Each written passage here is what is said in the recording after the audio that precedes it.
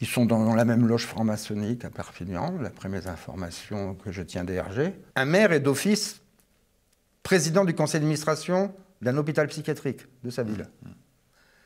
Il est d'office au conseil d'administration de l'université, s'il y a une université dans sa ville. Donc moi, il y a 3 ou 4 personnes qui sont à l'hôpital psychiatrique, à la mairie, à l'université. Et qui sont sans doute dans la même loge.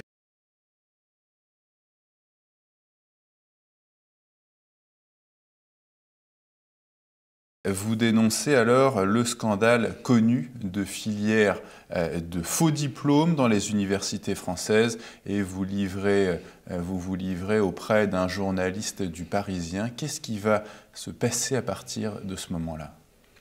J'étais à Marseille, à Aix, où je faisais une conférence, et puis le Parisien me contacte, et Jean-Jacques Bourdin aussi, pour BFM TV. Donc j'ai pas pris d'initiative, parce qu'on m'avait reproché d'avoir un peu approché la presse, mais par rapport à ce moment-là, à l'affaire de Toulon. Puisqu'à ce moment-là, on me demande de témoigner, de corroborer des témoignages d'étudiants. Le directeur de l'IAE de Toulon vendait des diplômes auprès d'étudiants chinois. Ça a été confirmé, mon témoignage, par des hauts fonctionnaires, mais qui ont dû garder l'anonymat. Ça a été publié dans le Parisien. Et 2 jours après, j'ai été convoqué. Enfin, le jour même, le téléphone sonne. C'est le président de l'Université de Perpignan qui me convoque. Alors, je lui explique que je suis à Marseille et puis que j'avais l'intention de venir le voir. Et il me demande de ne plus parler à la presse. Je me doutais qu'il y avait de telles pratiques à Perpignan, puisque des étudiants m'avaient posé des liasses de billets sur mon bureau pour que j'augmente des notes, que je leur donne des mentions, et ils avaient été surpris que je refuse. Des étudiants? Alors c'était quand même des liasses de billets de 100 €, bah là des Chinois aussi. D'accord. Je trouve. Donc j'en ai déduit que mes collègues acceptaient, que j'étais le petit mouton noir. Ce que je ne savais pas, ce que j'ai su beaucoup plus tard, suite aux enquêtes que j'ai fait déclencher. Tentative de corruption, c'est quand même qu'il y avait la grave. même filière à Perpignan qu'à Toulon. Ouais. Donc en informant mes supérieurs, moi qui croyais bien faire... En fait, on va vous le reprocher. Votre président d'alors, qui va changer ensuite, ce président d'université va vous dire « Mais qu'est-ce que tu as fait ?» Il y avait une filière identique. Alors là, c'était une filière catalane, puisque nous sommes à quelques minutes de l'Espagne, qui délivrait des diplômes qui n'existent pas, qui ne sont pas reconnus par l'État, qui sont faux, mais qui faisaient payer les étudiants, et plus particulièrement des étudiants étrangers, parce qu'ils voient ça de loin, donc ils sont prêts à payer. Suite à ça, Jean-Luc Accommo, vous allez faire un séjour long dans un hôpital psychiatrique, 1 an et demi. Pourquoi une durée aussi longue? Alors je suis littéralement raflé. Je descends chez moi, j'ai habité à 200 mètres face au campus, donc j'allais à pied en classe. Et à 6 h du mat, à la porte, il y avait une ambulance. On me pique et on m'emmène à l'hôpital. On m'emmène aux urgences psychiatriques d'abord, en attendant qu'une chambre se libère dans un hôpital. On m'explique que ça va durer 2-3 jours. Et entre-temps, une décision d'HDT se met en place. HDT? Internement par un tiers. Alors, qui était le tiers qui a décidé votre internement? En 2009, 2 collègues, dont la carrière a connu, qui ont 15 ans de moins que moi. Ils sont aujourd'hui directeurs de l'IUT. Donc ils ont été propulsés. Donc à la demande du président, 2 collègues ont signé l'HDT, ce qui est totalement illégal, puisque l'internement par un tiers ne peut venir que d'un membre de la famille. Et qui sont ces gens-là? Et qui doit être validé par 2 psy. L'identité de ces 2 personnes qui alors ont là, décidé votre internement. Quand je dis 2 collègues, un des 2 était étudiant à l'époque, il était doctorant, il est aujourd'hui directeur de l'IUT, pour ne pas citer Laurent Cavagnac. Quant à l'autre, il s'est retrouvé directeur de la VAE. Donc du coup, du Valium, du Xanax, du Xeroquel, de la Abilify 5 fois par jour. Donc effectivement, assez rapidement, j'ai pris du poids, j'ai perdu l'usage de la parole. Là, votre système nerveux qui tombe à zéro, là. Voilà. Et la loi prévoit, mais bon, la loi, quand ça les arrange, ils la font jouer, qu'au bout de 15 jours, vous avez une visite de contrôle pour voir si votre internement est justifié, auquel cas on vous relâche. Mais moi, 15 jours après, j'étais dans un état... Et là, vous n'avez aucun droit, vous ne pouvez pas essayer d'appeler la police pour... on vous prend votre téléphone. Manifestement, ça ne plaît pas que je sois ressorti. Et là, c'est le nouveau président, que je ne connaissais absolument pas, qui vous demande, Fabrice donc, voilà. au nom du principe de précaution, qui vous fait interner. Mais triple égalité. La précaution de quoi? Alors, tel que ça a été présenté, il a prétexté du fait que j'avais fait un premier séjour psychiatrique, qu'il y avait eu un crime sur le campus. Mais ça, j'en parlerai. Maintenant, la police, c'est lié à mon affaire, ce crime. L'histoire d'un étudiant chinois tueur en janvier 2010. Par précaution, comme cet étudiant chinois avait un passé psychiatrique lui-même et qu'il a tué ma secrétaire, par précaution, on va interner M. Kakumo, qui a fait de la psychiatrie. Vous avez une secrétaire qui a été assassinée oui, bien sûr, je la connais bien. Par cet étudiant. Elle devait me fournir les faux documents que délivrait l'université dans cette filière catalane. Vous voyez, elle n'a pas pu venir au rendez-vous, elle est morte, cette dame. Cet étudiant chinois, il était hospitalisé à Thuir, il a eu une perme. Et durant sa perme, il assassine quelqu'un. Pour moins que ça, vous faites tomber un psy à un hôpital. Hein. Comme si un prisonnier, on le libère sur parole et à peine sorti, il récidive. Là, on libère un patient. Moi, j'ai pas eu de perme. On m'a donné aucune perme. On libère un patient, il vient sur le campus avec un couteau et comme par hasard, il tue la personne qui devait me fournir les documents que j'attendais. Ce président veut vous faire interner alors qu'en fait vous vous connaissez l'un et l'autre à peine. Je ne l'ai jamais vu. Il a été élu, j'étais à l'hôpital, au premier internement. Qu'est-ce qu'il avait à vous reprocher? Il n'a pas 40 ans, je sors mon premier livre, il était au collège, ce monsieur. Il a reproché que j'ai dit des choses qui sont connues, mais je suis le seul à le dire. Il n'a pas de doctorat, il a fait filière STAPS. Donc il a acheté lui-même des diplômes pour être président d'université.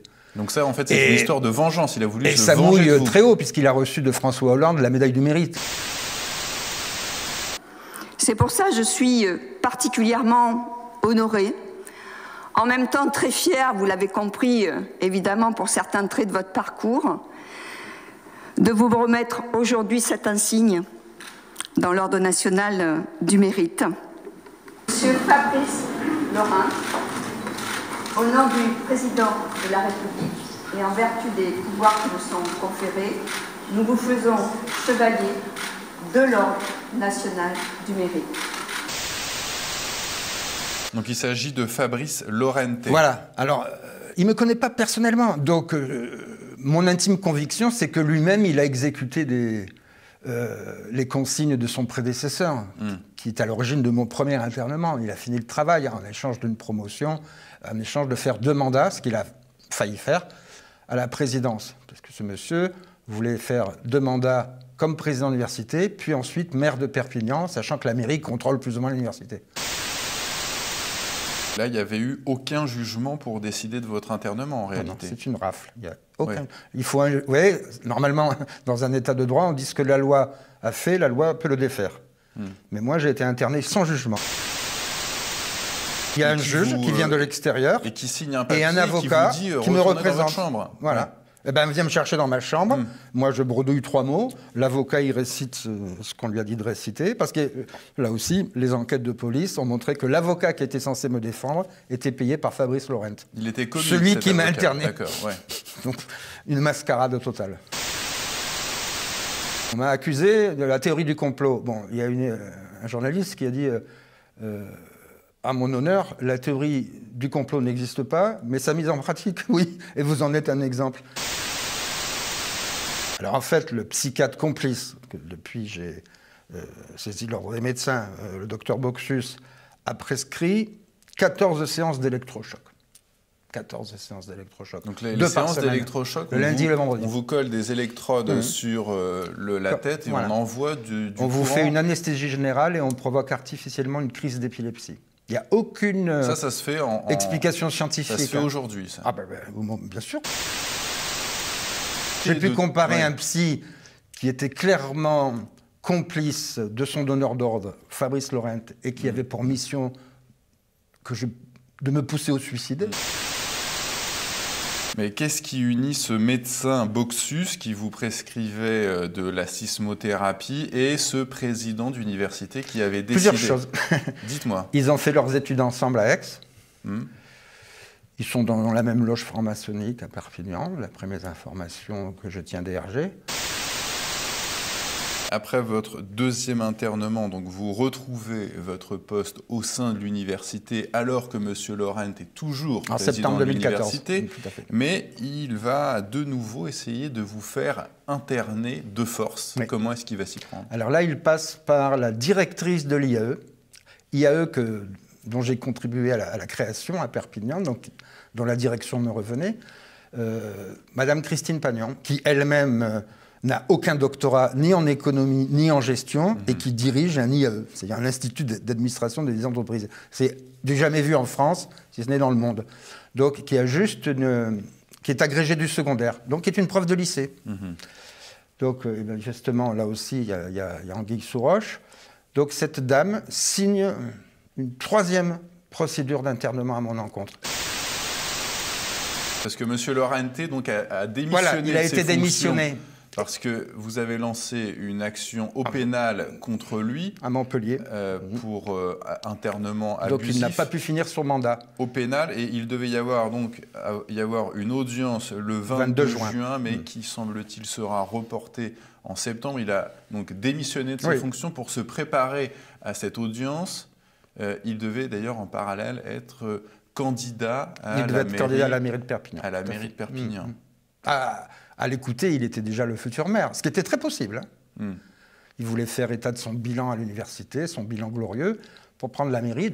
D'ailleurs, c'est ce que je dénonce dans mon affaire. Il y a des relations dangereuses, comme on dit en référence à l'œuvre littéraire, des relations les liaisons dangereuses, les liaisons dangereuses, tout à fait, entre la mairie et l'université.